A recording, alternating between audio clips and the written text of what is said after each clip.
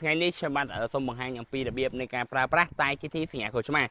ជាជំហានដំបូងគឺយើងមានផលិតផលតែ GT របស់យើងចំនួន1កំប៉ុងនេះមកបាទហើយយើងចាប់ផ្ដើមធ្វើការបាទមូលបាទជាមួយនឹងគម្របនេះហើយមែនទែនគឺផលិតផលយើងមានស្តង់ដារនិងអនាម័យមែនទែនព្រោះយើងមានសៀលការពីមួយតង់ទៀតបងប្អូនណាបាទអញ្ចឹងយើងកោះពីមកបាទយើងកោះពីមកយើងកោះបាទយើងកោះពីចេះមកហើយនៅក្នុងហ្នឹងបងប្អូនមានសភាបាទគឺមានស្លាបព្រាមួយណាបាទនេះបងប្អូនសភាអញ្ចឹងរាល់ការញ៉ាំបងប្អូនញ៉ាំម្ដងមួយសភាហ្នឹងបងប្អូនណានេះបងប្អូនដួសមួយសភាបែបនេះមកបាទយើងកូរជាមួយនឹងទឹកក្តៅចំនួន1កែវបាទទឹកក្តៅ1កែវបាទហ្នឹងហើយ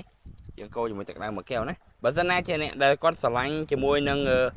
រសជាតិរៀងដិតយើងប្រើពីសាព្រាណាប៉ុន្តែបងប្អូនស្រឡាញ់ចូលចិត្តហូបដូចជាស្រាលៗយើងពិសាតែមើលសាព្រាបានហើយបាទអញ្ចឹងយើងកូរបែបហ្នឹងបងប្អូនណាហើយតែរបស់យើងណា